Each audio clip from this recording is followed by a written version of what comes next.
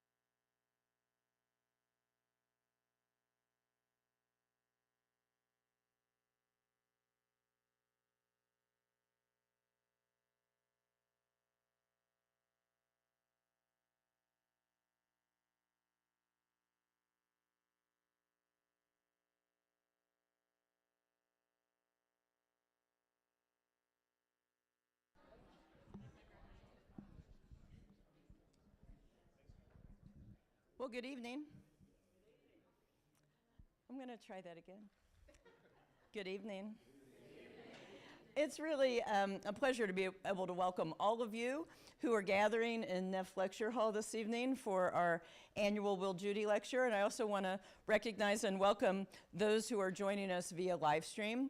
I will tell all of you in the audience, we are recording tonight, and I want you to be mindful and aware of that. Just know that you're being recorded for posterity when you have the opportunity to ask questions in just a little bit. The Will Judy Lecture is sponsored every year by the Office of the Provost, and its purpose when it was funded and founded is to give Juniata College the opportunity to welcome leaders in education and the arts, natural sciences, business, other fields, to bring folks to our campus who can challenge us. And I think tonight's topic and the timeliness of it is so well suited for the Will Judy Lecture. In 1978, some of you may be familiar with Amara's law articulated by Roy Amara, who said this: "We tend to overestimate the effect of technology in the short run, and we tend to underestimate the effect of technology in the long run." I don't know if that truism holds when we think about the rapid ascent of generative and now agentic AI, but maybe it does, and I think we're going to be provoked and prompted to think about what is the short and long-term effects of a new technology. And so I appreciate you all being here.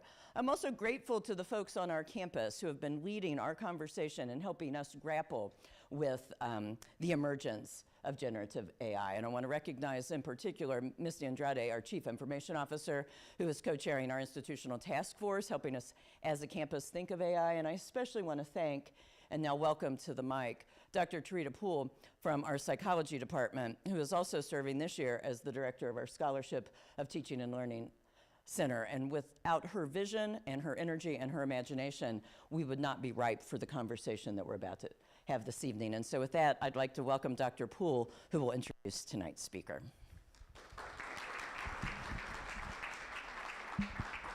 Thank you. I didn't memorize my speech, so Lauren, I'm going to have to read my notes. Over the past year at Juniata, many of us have been asking some big questions about AI. Not just what tools are emerging, but what kind of educational community we want to be in response. Through our work on AI and human-centered pedagogy, and through our participation in AAC&U's Institute on AI Pedagogy and the Curriculum, we've been thinking intentionally about AI as a teaching and learning challenge, not just as a technological one. It's fair to say that much of that framing has been shaped by the leadership and scholarship of the person we're welcoming this evening. Dr. Eddie Watson is the Vice President for Digital Innovation at the American Association of Colleges and Universities and the founding director of AAC&U's Institute on AI Pedagogy and the Curriculum. In this role, he has helped hundreds, and I mean literally hundreds of colleges and universities, including Juniata, navigate AI with clarity and care. Before joining AAC&U, Eddie directed the Center for Teaching and Learning at the University of Georgia, led faculty and TA development, and served for more than a decade as the executive editor of the International Journal of Teaching and Learning in Higher Education. He's also the co-author of the best-selling book, Teaching and Learning with AI, Leading Through Disruption, and the Student Guide to AI, work that many of us have drawn on directly as we shape our own campus conversations. Eddie has a rare ability to make complex ideas accessible without ever simplifying what matters most, learning and human judgment. We're fortunate to learn from someone who understands both the urgency of this moment and the deeper educational values at stake. Please join me in welcoming Dr. Eddie Watson.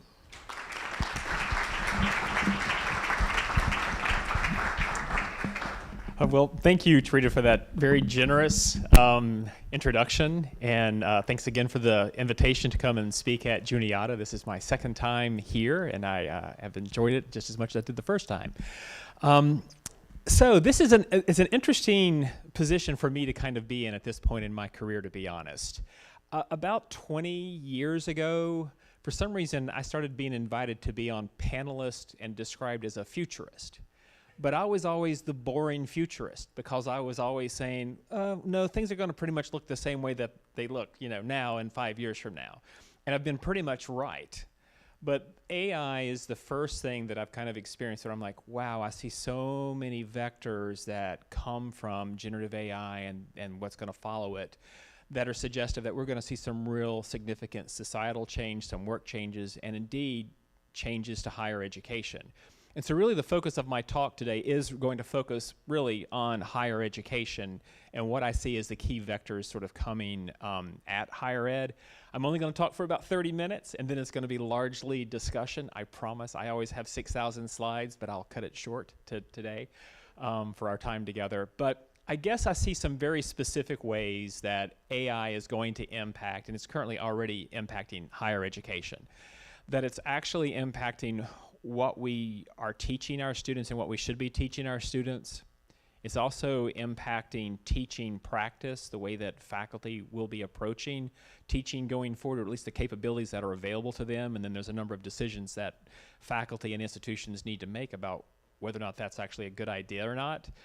And then ultimately, given these core vectors, I mean, whether or not you're a big research institution or a small private liberal arts school, the heart of higher education are indeed students. And if we start making changes to what we're teaching and how we teach, what does that necessarily imply for the future of higher education? So I'm going to kind of go through this arc, sort of highlighting these three vectors, and there's definitely more that actually are coming to impact higher education, I think. But these are the three big ones probably that matter to most everybody in the room right now. So why do I say learning outcomes are what we should be teaching students? There's definitely a big shift that we're seeing within the world of work right now.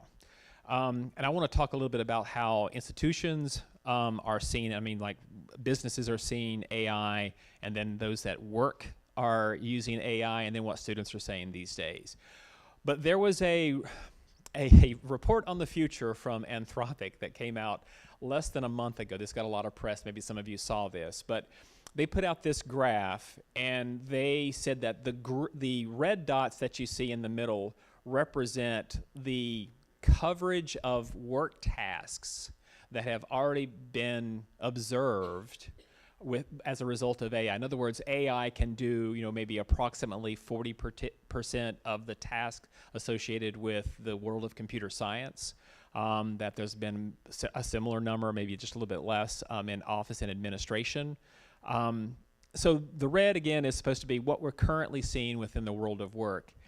Anthropic boldly suggesting that because of their product, there's going to be far greater coverage. So again, take this with a bit of a grain of salt. But they're projecting that management, business, computer and math, architecture, life sciences, social sciences, legal, education, arts and media, healthcare professions, and office and admin, that many of the tasks in less than 5 years would be potentially covered by AI. Of course, this is a bit of a selling point, right? They want to suggest that their product is going to have this kind of power, and so therefore you should purchase their product or whatever. But this is one perspective that's gotten a lot of press, and in fact, the CEO of Anthropic recently suggested that maybe 50% of white-collar jobs would evaporate within the next 5 years. I tend to think that's an overestimation of what we're likely to see, but we are certainly seeing some things within the world of work. At AAC&U, where I work, we do these employer surveys, about every 2 years. And this was the first survey this past August where we actually had some questions regarding AI. So one question that we ask is, how important is it for college graduates to have developed skills related to the use of AI while they were in college? Over 9 in 10 employers said that it was very important or somewhat important that when students graduate from college, they should have some level of competency with using AI. So that might suggest that AI has emerged as essential learning for college students, which suggests this is something that higher education should be leaning into. We also ask employers their perspective of how well higher ed is doing thus far. And they said that they were, 4 out of 5 said that they were either very or somewhat confident that higher ed was leaning into this space and doing good work here. I've been on over 150 college campuses over the last couple of years. I think this is probably generous, to be honest, where I'm seeing higher ed and how far it's made inroads. Some institutions have made great inroads and others maybe less so. But there's at least this sense that the vast majority of the working world believes that, yes, this belongs within the curriculum in colleges, and they also think that we're already actually doing this work. There's a set of studies from the University of Pennsylvania, the Wharton School of Business, and they've been tracking not what employers are saying, but employees' self-reported usage of AI. And they've been doing these studies now for about 2.5 years. And the first study that they did 2.5 years ago, at that time, generative AI hadn't been out that long, but at that time, about 1 in 3 employees were reporting that they were indeed using AI in their work. And then 1.5 years ago, it jumped from 37% to about 7 in 10 employees said that they were using generative AI weekly. And then the last study was released in October, and at that time, about 4 out of 5 employees across all fields and disciplines say that they're now using generative AI weekly at some level within their work. Now, certainly there's some examples of how it's radically reshaped some disciplines or fields. Computer science is a good example of that. But there's other examples of where people are using AI weekly, and maybe it's not necessarily radically changing their job. I had a friend of mine recently who knows that I work within higher ed and the AI world, and she was real excited to tell me that she used AI for the first time just a couple of weeks ago. And I said, what did you do? And she said, well, I had a colleague that I was really angry with, so I wrote this really snarky email back to him. But before I sent it, I asked AI to remove all the snark but keep the sentiment. And so it wrote this really nice collegial note that still had the heart of the issues within it, and so that's what she ended up sending with a little bit of editing. So certainly not a sophisticated, radical change to the way that she does work. So there's certainly a whole big scale of gradation that's represented in this 4 out of 5. But again, it's suggestive that if the vast majority of the world of work is using AI, then maybe this belongs somewhere within our curriculum. And if you'd like to see discipline by discipline, what's happening in healthcare versus HR versus IT, this report's freely available online. You can download it and see discipline by discipline. The data's all disaggregated. So that's what we're hearing from employers and employees. What are students currently saying nationally? There was a study this past summer fielded during the first couple of weeks of July. And in that study, half of college students, current college students, said that AI was the most important thing that they were going to learn in college. most important thing they're going to learn in college. I tend to disagree with that. I think probably critical thinking is more important. Probably content within your domain of expertise. Like if you're going to be an accountant, you need to have accounting training. That's probably more important than AI. But maybe the bigger question is why do students believe this nationally? And I think probably a big reason for that is that, there's a pretty steady drumbeat about AI possibly taking jobs. And so if that's where the key skill is, then that's why a lot of students are gravitating and seeing that as being so valuable.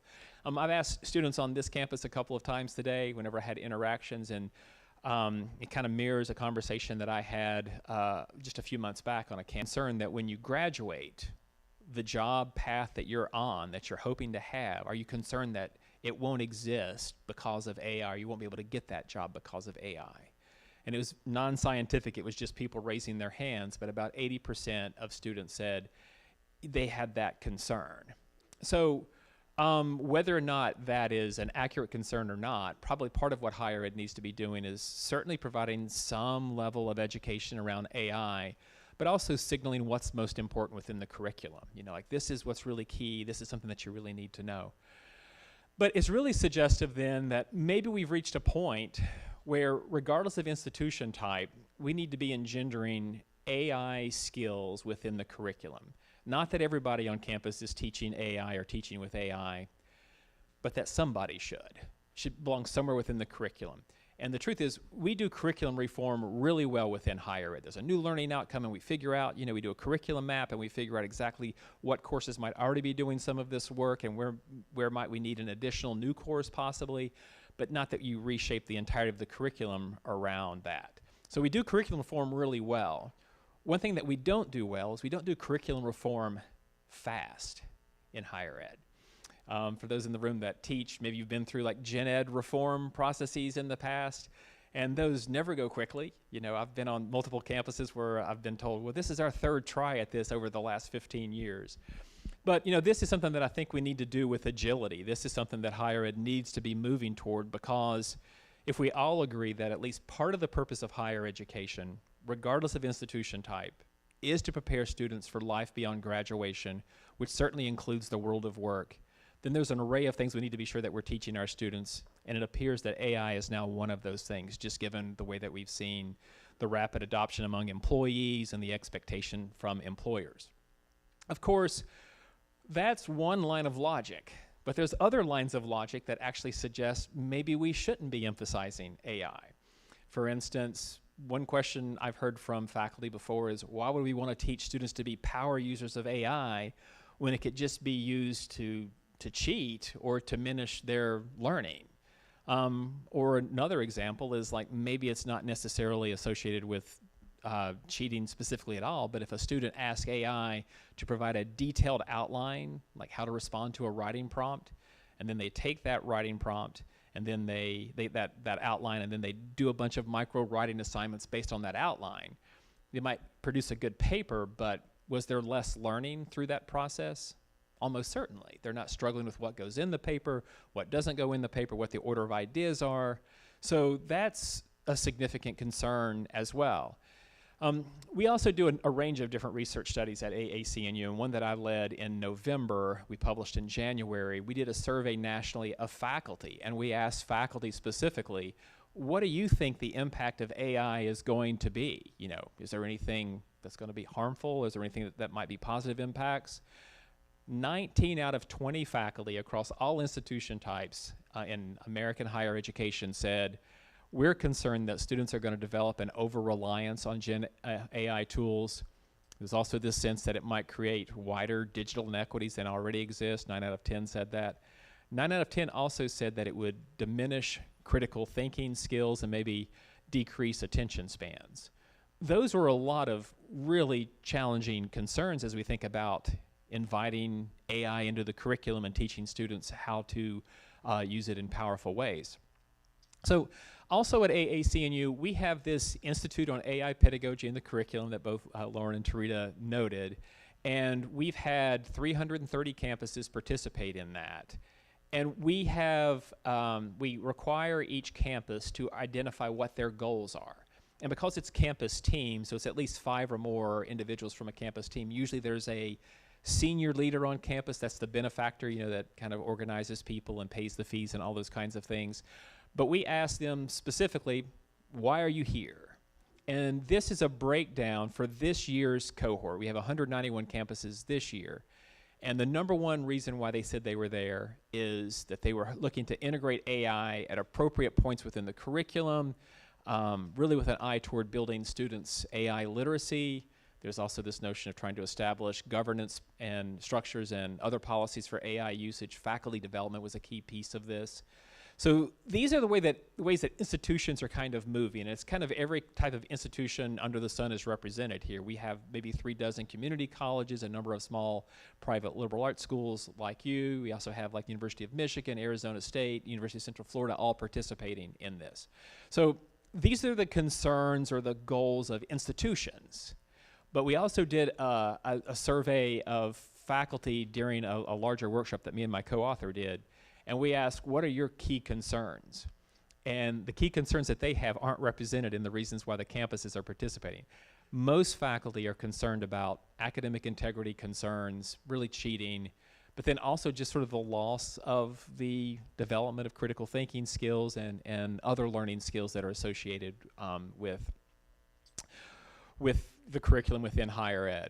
So I think we have a grand challenge. And I think that the grand challenge is that every faculty member is having to grapple with right now is the recognition that, yeah, we probably need to have AI somewhere within the curriculum. Does it belong within my course? How would I help my students develop these skills?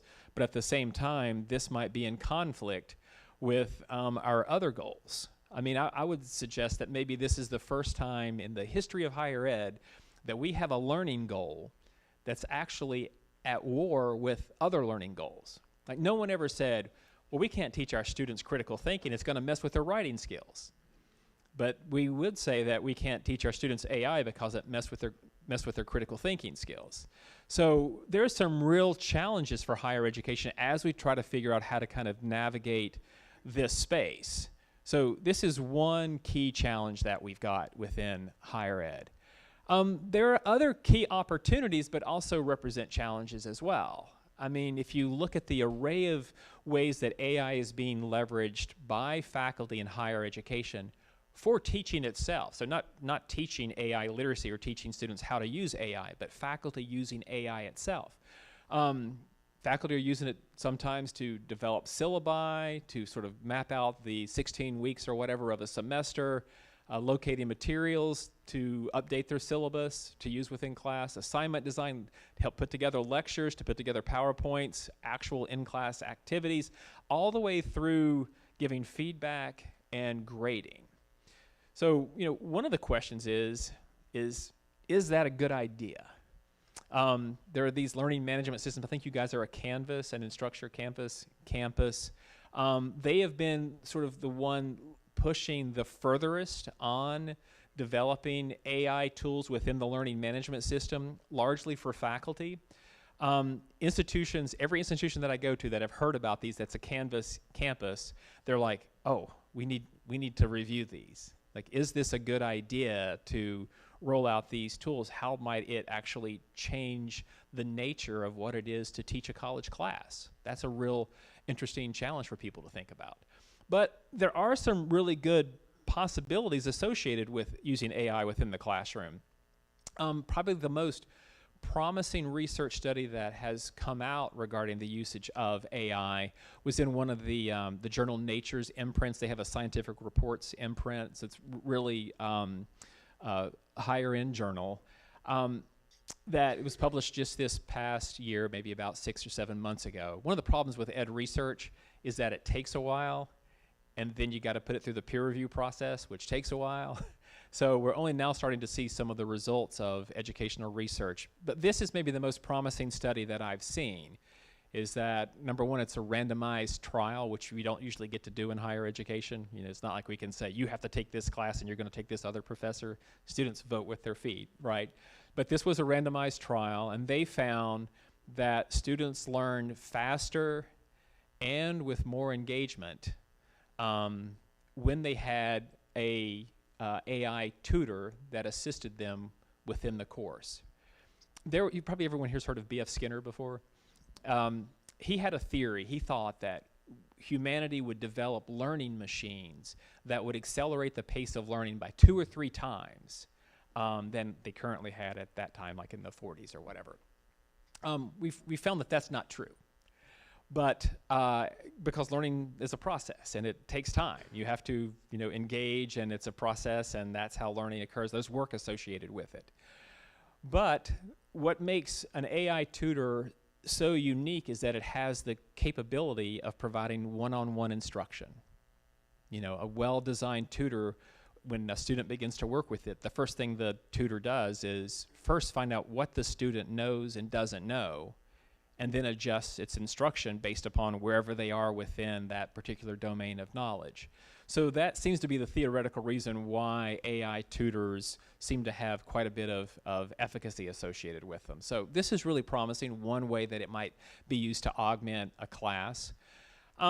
There's an array of different learning outcomes that are associated with higher education that both faculty and employers all agree these are things that when you leave college, you should have some level of expertise across all of these things. You should be able to work well on a team. You should be able to read. You should have oral communication skills, written communication skills, critical thinking skills. We have a project at AAC&U. We call these our value skills, which is the valid assessment of learning in undergraduate education, kind of a focus on undergraduate education. And each of these learning outcomes, we have, working with faculty across a lot of different disciplines and types of institutions, developed these one-page rubrics that specifically defined what is that learning outcome. So like for critical thinking, there is subdimensions, or like what are the component parts that comprise this larger thing that is critical thinking, and then these boxes have descriptions of what critical thinking subdomains look like at different levels of performance. So it's a lot of detail here. We've been giving these away freely to higher education now for about 15 years. We have over 800,000 downloads. They're free, open educational resources, and because they're free, they've been swept up in all of the large language models that comprise all of the AI companies, which is actually a good thing. So faculty are actually recognizing that and are using promptings that evoke specifically those AI literacy rubrics. So for instance, a way that faculty can use AI to create assignments that are using very well-defined definitions of critical thinking, a prompt like this: using AAC&U's value rubric for critical thinking, provide 5 suggestions for how I can teach my students in my master's level postmodern dance course to engage with at least 3 dimensions of this rubric at the capstone level. So it gives just a sentence of sort of understanding of what I'm asking, and then it gives sample assignments. Not that any faculty member would ever just say, hey, that's perfect, and then throw it into their class, but it gives them a draft of something that they could then revise and customize for the students that they have for their specific topics and the like. So some very interesting ways to use AI, certainly, for teaching and learning. And again, Canvas has new tools out. I mean, they've got their Ignite AI generator for a number of different things, but they've got one for rubrics that just came out at the end of last year. You just basically tell it how many criteria do you want, what is the grade level, what is the specific learning outcome, and it will create a rubric that faculty could then customize. But having this baked into the learning management system at every aspect of the teaching and learning process, might it actually disrupt what it is to be a faculty member? And I guess there's a couple of different scenarios, and this is going to be a bit of a false binary, but there are a couple of different scenarios that are beginning to emerge. I mean, what does it mean to the profession of professor if AI is leveraged for key tasks of teaching, especially if it's like a large percentage of the key tasks of teaching? What does that really mean for higher education? What does it mean for the profession? So I did a similar talk at a state level for all of the presidents of colleges within that state public institutions recently. And I'd sort of describe these different capabilities that are emerging and how Canvas and Desire to Learn and all of these other learning management system companies have moved down that line. So did that presentation. one of the very first question that came back in response, again from a university president, was, oh, wait a second, if AI can do that, doesn't this mean that we can fire all the adjunct professors and then increase class size? And I said, well, that's a very dystopian view of the future. I mean, that's certainly, you know, one possible path forward, but I think that depending on someone's role within an institution, they might be thinking about a variety of different key institutional pressures and maybe having faculty use AI, not making it an option, but strongly encouraging faculty to use AI, might relieve some of the financial strain within an institution. I'm not sure that that's necessarily the best path for higher education. There's higher education exists, and it's really for students, right? It's about preparing students for life beyond graduation. So what do we really know about how learning works, and what do we really know about student success? And might AI enable us to leverage that? I mean, what are some of the best predictors of student learning in college or student success? I mean, like staying in college and graduating on time. What are the best predictors? Is it SAT and ACT scores? Actually, not a great predictor. High school grades, that's a better predictor of student success in college. But the greatest predictor of student success, it's you. It's the professors. It's the professors in the room. If you have a good professor, you're more likely to want to stay in college, stay engaged with the institution, and you'll actually learn more. The quality of the professor correlates with student success more than any other variable that we have for predicting student success. So might AI free faculty up to actually spend more time engaged with students in maybe new, different ways? So I guess I would ask each of you to engage with me with a thought experiment.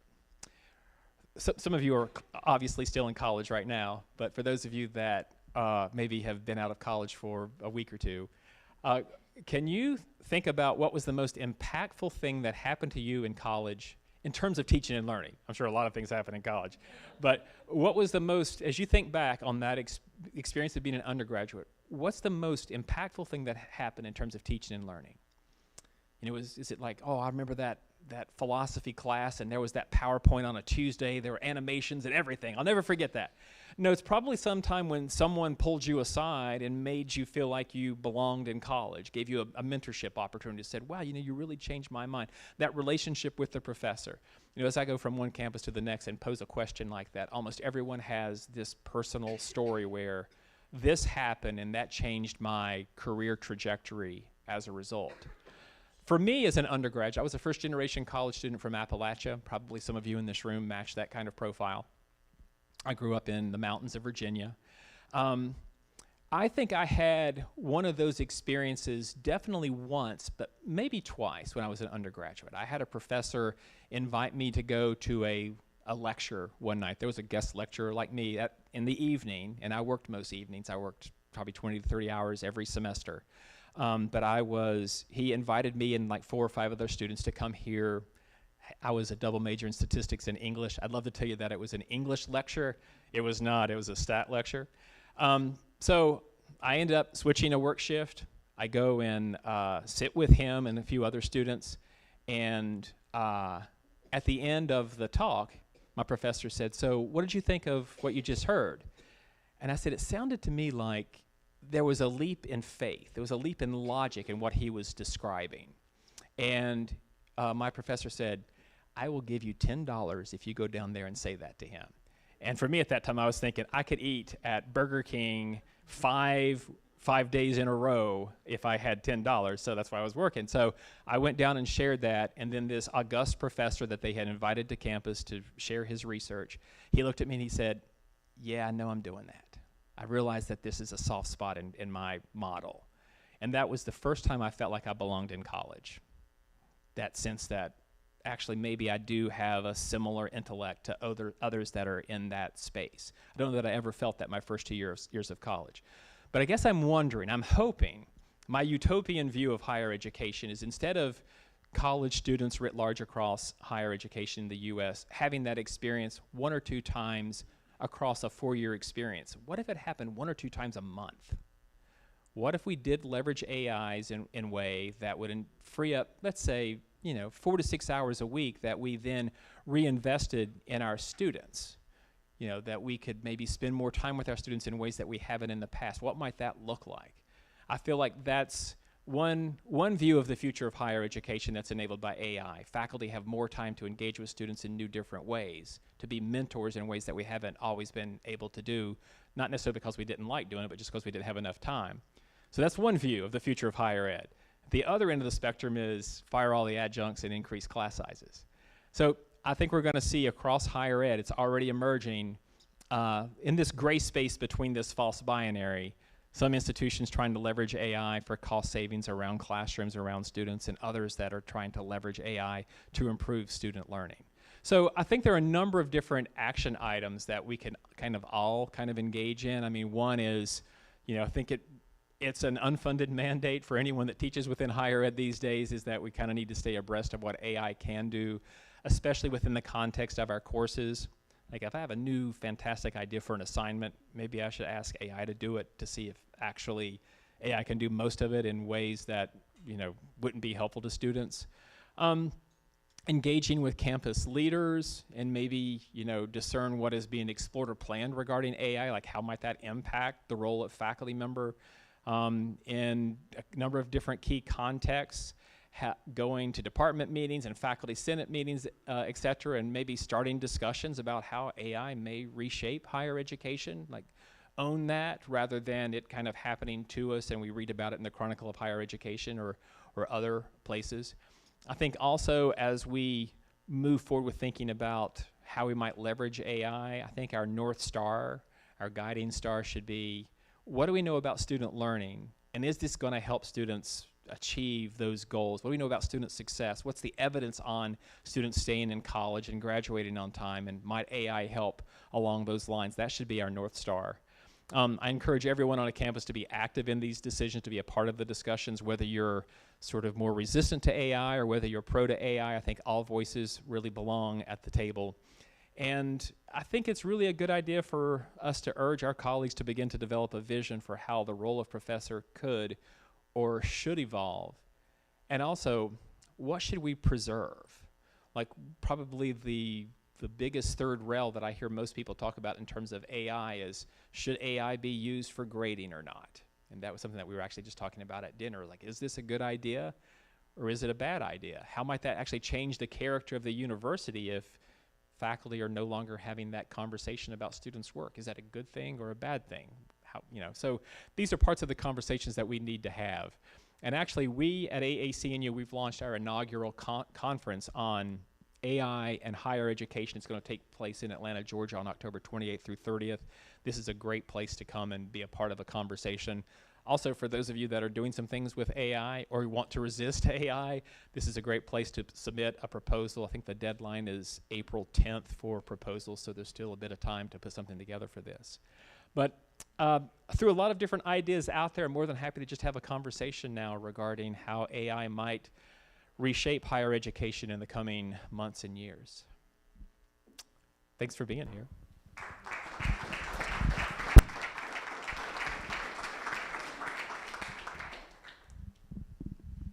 Questions? Let me sip over there.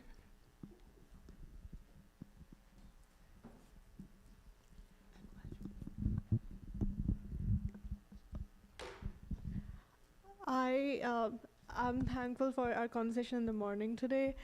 I was wondering if you have ever had students who might be considering graduate school come to you with any concerns they might have while they are considering education upon their graduation, and do you see any validity in those concerns they might have?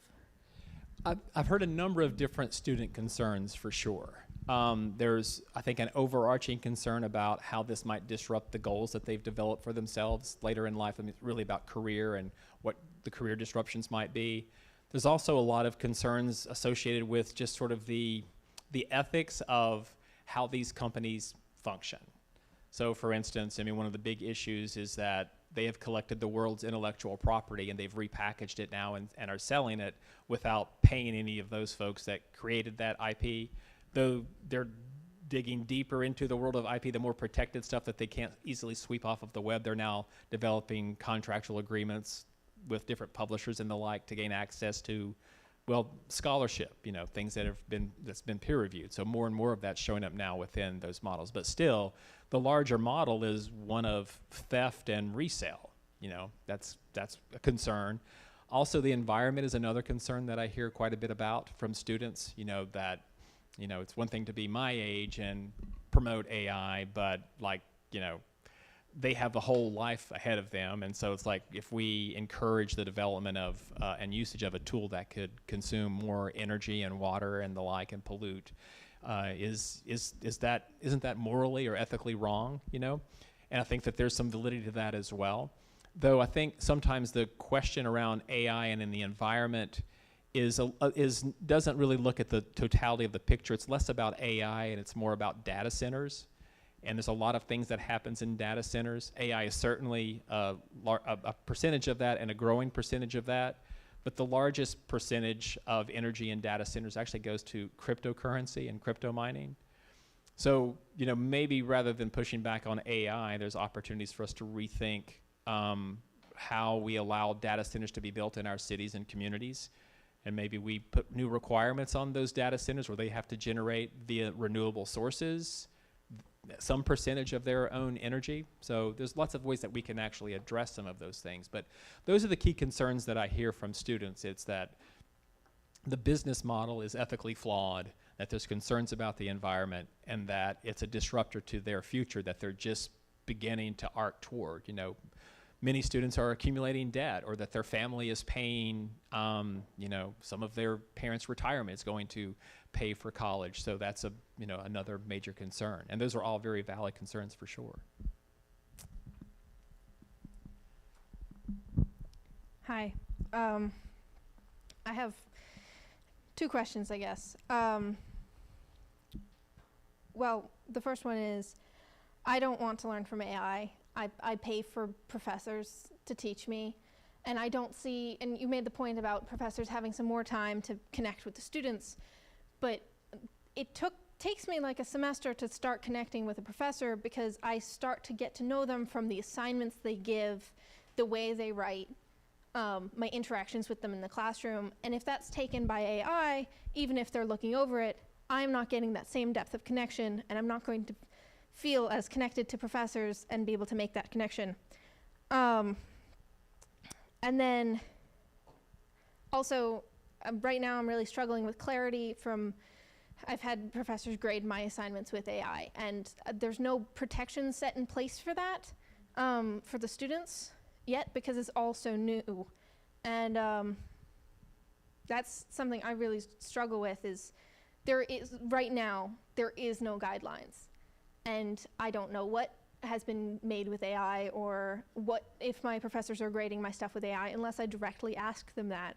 But there's a lot of things to ask, because it's an entire semester's worth of material. And my final question is, well, I would like some guidance on managing that. And then my final question is, did you use AI for any part of your process making this presentation for us tonight? I'll answer the last one first. I did not, but I think largely because I kind of enjoyed doing this. Like, I get asked, like, when you wrote this book, did you use AI? It's like, well, I used AI in a couple of ways. For instance, the publisher wanted the second edition out like 6 months ago. They're always kind of pushing, and so me and my co-author, we were kind of writing at the same time, and so we asked AI to review what we had written, and does the same idea show up in multiple chapters? And so it gave us a list of places that we had repeated ideas, but that was the only way that we used AI there. But no, I did not use AI at all in this presentation. The question about faculty usage of AI and the lack of transparency that you're experiencing, I think that, and I'm not going to speak specifically about Juniata, so maybe after I say a couple of words, I'll turn it over to Rita or Lauren to answer. But what we're finding largely across sort of like higher education is that actual practice is a bit ahead of governance processes on campus and policy development processes on campus. And so because we've had such a compressed timeline with the launch of generative AI, and then faculty spent mostly the first year just being worried that students were using it to cheat. So really there's only been a couple of years of like real engagement with how we might actually use it within the classroom. And then faculty are a creative bunch, and they often, will do things, and, we also, the way that college is sort of organized is faculty kind of are their, within their own classroom, there's not a lot of observation by others. Faculty have, a lot of autonomy, academic freedom to do things as they will within the classroom. So, it's like as larger structures on the campus, department chairs and provost office and the like are learning about these different things. And there's a lot of sharing across higher ed about different policies that are in place. So I think that you're going to find more and more as time passes from one semester to the next, more transparency and more clarity in terms of that. I know that there's some work that's already taking place, but to be more specific, maybe I should turn it over to Tarita. Do you want to speak to that? I will, and I have to say, these are my students right here. So Marshall's one of my students, and we do talk about AI in my classes. So we do have some guidance in place. I will say that we've only been at this concertedly for 8 or 9 months. So we're behind, but we're also not behind. We really have gotten a lot of momentum. And so one of the guidelines that we have for faculty is that you are transparent. So we have told students to be transparent, and we've also said to faculty as guidance, you should be transparent too. So we'll be working on, protocols for being transparent and disclosing if you're grading and things like that. So we talk about this in my classes. So it is in the works. Those kinds of things are in the works. I can give you this one. Just to reinforce and echo, I would liken it to the ways in which we craft policies and guidance around things like class attendance or academic integrity. And we ask that faculty include that in their syllabi and that they explain it, but we don't necessarily expect that there is a singular attendance policy or different ways of handling academic integrity. AI may feel a little different. So what I hear in the question is that the ways in which we've done things, giving faculty a lot of autonomy, it needs to be iterative, and we need to figure out how to norm it and then be transparent. And so I think to what you heard Tarita and Eddie both say, we're in the midst of that, which may not be at all comforting or reassuring to a student because we're moving rapidly. But the feedback that we get, my office, I hear from students when the attendance policy wasn't followed or transparent, or I hear from students when that academic integrity policy didn't quite work. So we need that kind of dialogue, not just amongst each other as instructors, but between faculty, administrators, and students as we continue to refine. This also won't be comforting, but most institutions are in a very similar place. I spoke at Penn State recently, which is close by. Probably shouldn't have named the institution now that I think about this out loud, but their policy is essentially look on the faculty member's syllabus, and it's up to the faculty member. So their institutional policy is, well, there's not really one. It's the individual faculty member, which means from one class to the next, students have to be kind of diligent to say, okay, where in the syllabus or where within a particular assignment is this kind of talked about. But I think that a good practice for higher education is maybe to mirror what's happening in the real world. So I live in Virginia, and the next county over, which has a big city in it, they changed, they developed a policy around lawyers using AI for cases. So like to put in briefs and the like. And there's basically just 2 rules. Number 1, if you use AI, you have to be transparent about it. So you put in a brief, you need to have an acknowledgement that I used AI in whatever ways, So that's one acknowledgement. The second piece of the policy is if there's anything wrong, you own it. You can't say that that was AI. So that probably is how we're going to see it evolve in many real world settings, and probably higher ed having a similar kind of policy, because we have different purposes in higher ed. It's not about final product and not about court cases, but it's about teaching students. But still, I think transparency has to be a foundational component here. But I think that your first question, which I'm surprised I was able to track all 3 and get back to it. But I think your third question speaks a lot to about why you're at this institution in the first place. A small private liberal arts school, you wanted to have relationships with your professors, kind of learn from them closely as mentors within this kind of an environment. And so I think there's some institutions, like in Arizona State, that has a large number of students, large classes, and the like. And so it's an impersonal environment, and so students may be more comfortable with another attribute of impersonality, where here it seems like a real affront to like why you're here in the first place. So I think that's where we're going to start seeing some subtle differences, is like between the big research one institutions and say the small private liberal arts institutions, a thoughtful, nuanced approach that matches the character and mission and identity of the institution itself.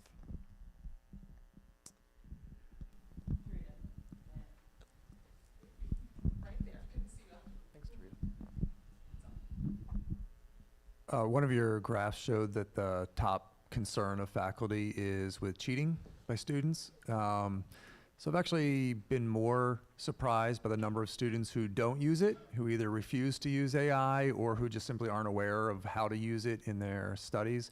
Curious whether you have any data on the percentage of students who are using it, or just thoughts in general on like the non-adopters. Yes. So the usage of AI can actually kind of be classified in multiple ways. I mean, there's one use case that I think all faculty and students in the room would agree, that's cheating. You get a writing assignment, you ask AI to do it, you then copy and paste it into Word and you put your name on it, you turn it in. You didn't do any work, but you're claiming it as yours. So that's obviously the most egregious way to use AI. And there is data that suggests about what percentage of students are doing that. So there's an AI detection company called Turnitin. Are you guys a Turnitin campus? Oh, I heard yeses and nos. So if you've heard of Turnitin, though, I'll go with that. So Turnitin, when their AI detection tool had been out for 1 year, they heralded that they had reviewed over 200 million pieces of student writing. Now, Turnitin can only detect the most egregious form of cheating. So if I ask AI to provide me with an outline and I write every word, AI detectors would never detect it. I write a paper and I ask AI to give me feedback and here's the professor's rubric and I want to get an A, what should I change? It gives me recommendations and I make those changes. So there's lots of different ways that AI could be used to improve product. But the most egregious form, in that same press release, they said that they had reviewed 200 million. They said 22 million out of the 200 million contained at least 20% AI-produced text. So like 1 page out of 5 or more of, say, a 5-page paper had that. So 22 million out of 200 million, that's like 11%.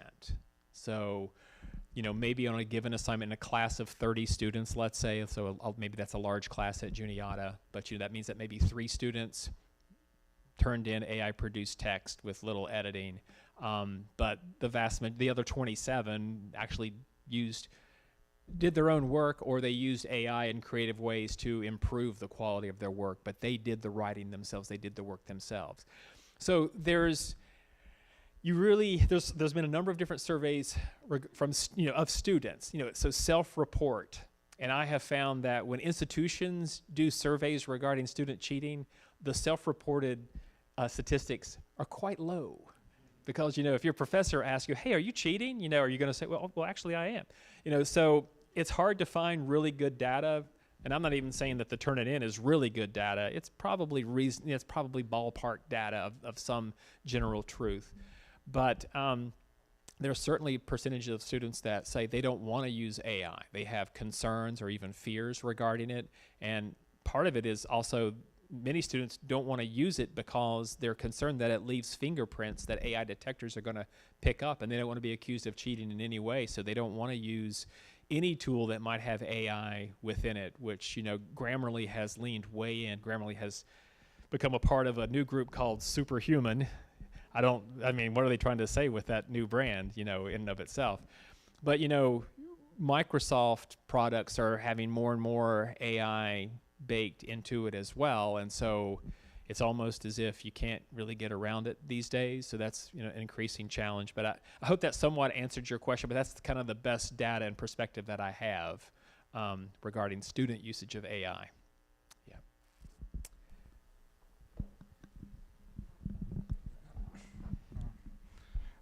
AI checkers. AI checkers like Turnitin and others are known to be inaccurate, like a lot of times. And also can be bypassed easily.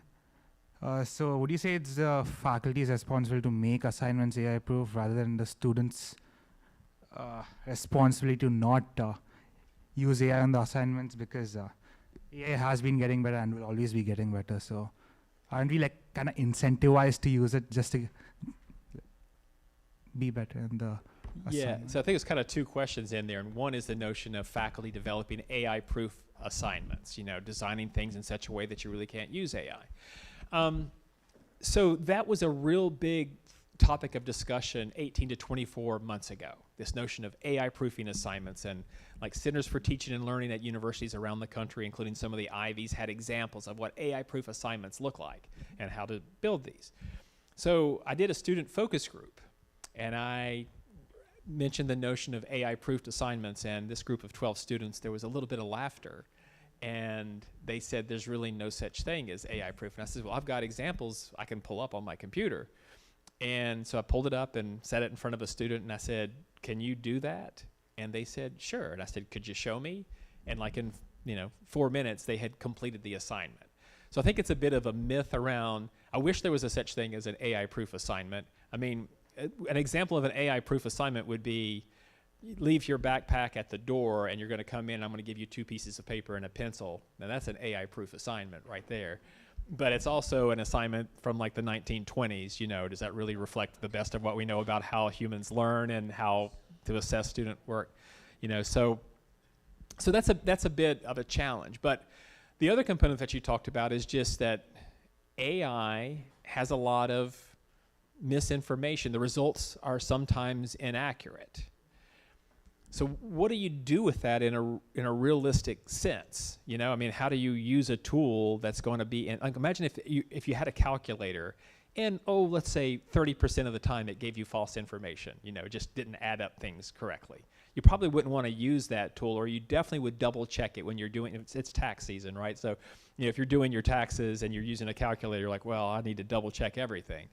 And I think that's partly what AI literacy looks like, is actually developing practice around not trusting it and how do you verify information. There's some things that you don't need verification for. Like if I said, I'm going to be doing a presentation at Juniata and provide me 10 names for my presentation that would have puns about central Pennsylvania in it.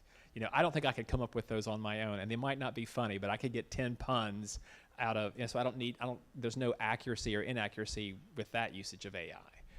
But there's certainly other things that you do need to have accuracy about. Like earlier today, we were talking about getting blood test results and then asking AI to provide you a layman's understanding. Well, maybe it would be better to go to the Mayo Clinic website, or maybe wait 3 days and talk to your doctor rather than use AI in that particular case. But for those that are faculty in the room, AI is actually a great tool to use, because we're experts within our fields of research and expertise, and so we ask AI something about our field of study, we can tell right off the bat, something's wrong here. That stat can't be right, or I've never heard of this researcher. We have tacit knowledge that enables us to review that content. AI is kind of the worst tool that a student could be given, because by definition, as a student, you're a novice, you're learning, about a domain. And so AI, I don't think I've ever had a response from any of the AIs that said, yeah, I'm not sure, but here's an answer. It always says very confidently, that was a great question that you asked. Here's the response, that makes you feel, it uses convincing rhetoric when it provides responses. So I think part of what college is about today is developing a critical mind, a mistrustful mind of information, and recognizing that you probably want to triangulate findings from different important sources. So like AI says something, maybe I should double check this on the Mayo Clinic website or whatever it might be. Okay, well, this kind of matches up. Or maybe I'll ask my professor if this is actually accurate about, the research regarding the moon landing or whatever it might be, that kind of stuff. So yeah, your concerns are well-founded, but I think it's part of the new education that higher education needs to engage in, is actually the learning within the various courses within your majors may be more important now than it ever was, because you're not just developing your own information and working with your own information within your field. You're actually encountering lots of information and data that you have to review for its own accuracy, and so you have to develop that expertise.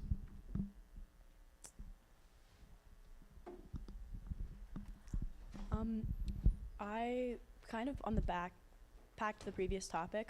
I have a friend who wants to be an environmental engineer or just a straight up engineer. She wants to go into some form of engineering.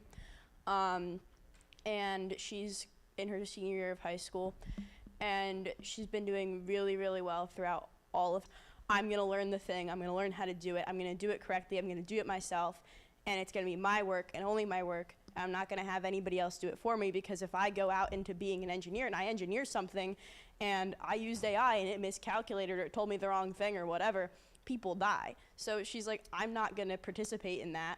And she has written papers, she has done projects, and she's done them well enough that the AI scanning tools have scanned it and said this is AI, and she's had to prove that she does not use AI in her papers because she uses perfect grammar, because she uses perfect spelling, because she constructs her projects so well that they're like, nobody's gonna do this well on a thing.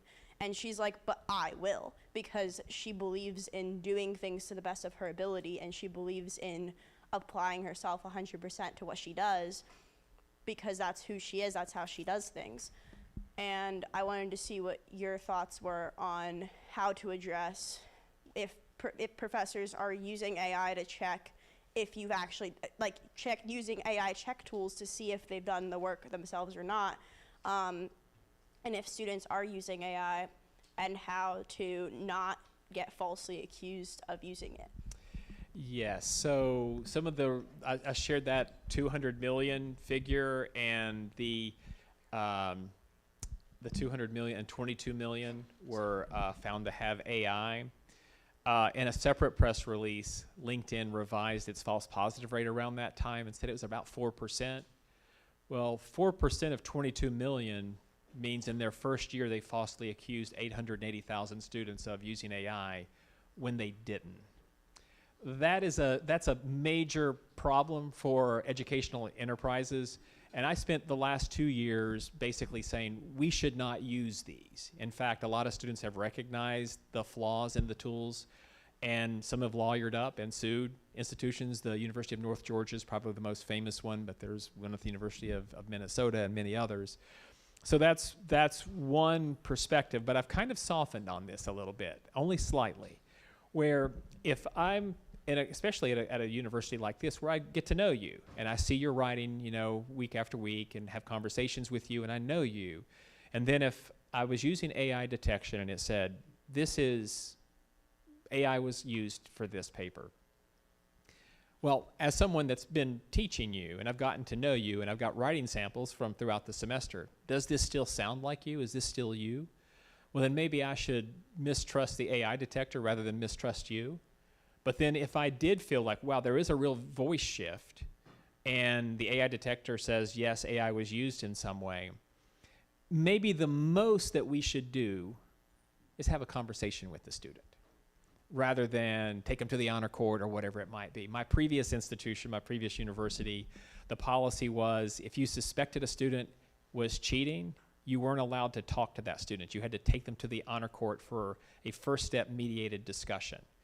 And so what would happen is a student would just randomly get an email and say, your professor suspects you've cheated. We need to schedule a time to meet, and then you have a meeting that might be 3 or 4 weeks down the line. What a long time to live with the concern that you might get kicked out of college or something like that. So I think we need to have very empathetic policies, and we need to recognize we can't, in the same way that we need to be mistrustful of the output of AI, we need to be mistrustful of the output of AI detectors, and have at most a discussion, and then think about what maybe an agreed upon path forward might look like. But I don't think that we should, AI detection is not a smoking gun regarding students cheating. But at institutions that have gotten rid of LinkedIn, the institutional subscription, we're finding that maybe 20 to 30% of faculty go rogue and just find some free tool online that has a much higher false positive rate. So it's not just enough to not have the tool on campus. There needs to be a larger conversation. You know, maybe faculty and faculty senate have a conversation and make a decision that this is something that we feel we're going to use, and it's going to look like this with this sort of nuanced, gentle, empathetic approach, or whether, you know, we all agree we're not going to use this. But this is one of the key conversations really for the last 3 years regarding AI in higher education is AI detection and the concerns about false positives. I could go on another 10 minutes about false negatives, like students that get away with cheating and how that happens. You know, I mean, the best way to fool an AI detector, put some typos in your paper. Yeah. AI doesn't make typos, and it fools an AI detector. Yeah. Misspell 6 words. Like, tell your friend, misspell 6 words, and they won't get hit by an AI detector. I'm serious. All right, so we're going to wrap up. We're going to take 2 more. So I saw Dan's hand over there, so we're going to do this one. We haven't heard from any faculty and staff, so I just want to give those people a chance really quick. Hi. Again, thank you for the conversation we had earlier. We were basically speaking about me as a student. I'm taking this course called Business Ethics. Similarly, other courses also have discussion posts on Canvas where you respond to other people. I have had this incident where I've responded to people's discussions and I've gone to them and I wanted to speak to them further on what they wrote. Surprisingly, they had no idea what I was speaking about because it turned out they wrote that whole paragraph of 500 words or 250 words with AI. So this quote that I came up with now, not the one that I'm saying, beauty lies in the eyes of the beholder. I would say AI cheating lies in the hands of the user. If we were to implement AI in educational purposes as a tool, how would be, like going off of the question that came off there, how are we fairly assessing the use of original content in whatever work you're doing while you're using AI as a tool? Like, how do you cite that? And if so, I've also heard from a very nice friend of mine by a certain professor in the ed department who had literally come up with an assignment in the class through ChatGPT because they had not planned it earlier, and the students were really mad about it, and the instructions were really unclear. Despite students' request of, hey, this doesn't make sense, they went on and completed that assignment. So what are the new norms and purposes of assignments with the implementation of AI, you know? So 2 questions in there. So one was, I'll start with the last one first, you know, sort of like what are the new norms? And to be honest, this is what that 15 or 20 minutes ago we were talking about sort of figuring out policies and the like. I mean, discerning how AI can be used for teaching and learning purposes. You know, there's this whole tool set around assignment design and grading and the like within Canvas, and these other tools and institutions are trying to decide whether or not we turn these on or not turn these on. I'm seeing, and also if you turn them on, you have to pay extra. So there's many reasons why you don't want to do that. But yeah, we're working through that process. And you know, when it comes to like the verifying student work, you know, how can we be confident? And what processes can we put in place that actually would diminish the probability that a student might use AI to cheat? We don't have a foolproof strategy. Believe it or not, cheating's been around for a long time. When I was a student in college, my last exam in a stat class, my last year as an undergrad, I looked over at the student next to me, and he was kind of like hunched over, kind of staring at his crotch. I thought, what's he doing? But he was actually looking at the side of his shoe, and he had every formula known to man written on the side of his white Nikes. But he wrote so small he couldn't see it, so he's having to like really crouch over to see it. You know, so cheating's been around for a while, so I'm not going to suggest that we can get rid of it. But there is a portfolio of evidence-based strategies that faculty can employ that will diminish the probability of students choosing to cheat. Number one is to talk about it with students more than just on the first day of class, like having discussions about academic integrity and the importance of sort of treating everyone fairly, each other fairly in the classroom. That actually helps students, especially those on the bubble, decide not to cheat. Bunch of other things like the better the quality of the course. Students are less likely to cheat. Also, if the student feels like they have a relationship with the professor, they're less likely to cheat because they feel like they're, if you're in a large class and you don't know your professor at all and they never talk to you, it's like it's easy to cheat in that class. There's a whole bunch of things. I could list 15 different ways that we could change the way that we have classes structured. Another thing is the higher the stakes. If it's worth 50% of the final grade, you're more likely to cheat than if it's worth 5%, right? So there's just probably should never have had high stakes testing in any of our classes. Maybe nothing should be worth more than 10 to 15% of the final grade. That's another thing that, if you think you're going to fail the whole class just because you do bad on that one test on a Tuesday, you're more likely to cheat. So that's the strategy, is this portfolio approach that's probably a dozen or more different ways that we can adjust our classes, those who teach. But is it gonna be the cure-all for cheating? No, it's I've had students in the past that would spend an hour searching for a 2-minute video that covers the 15-minute reading that I was giving them. So but there's a lot that we can do that can kind of, it has lots of other benefits, these strategies that I just quickly described. But there's things that we can do that can help move students to want to not cheat. Okay, last question. Could you go back to that graph earlier that showed the areas where AI is and has expanded significantly and areas where it has not? So I've read a number of articles recently interviewing like CEOs and software engineers of AI companies in Silicon Valley, for example, who are saying exactly what this graph sort of suggests, which is the future for people is going to be in trades, carpenters, plumbers, auto mechanics, agriculture, other areas, and not so much in white collar areas, because that's going to be consumed by AI sooner. So like I know this takes conversation in a very different direction, but my question is, or for higher ed is, if that's true, then how does that redefine what we do here?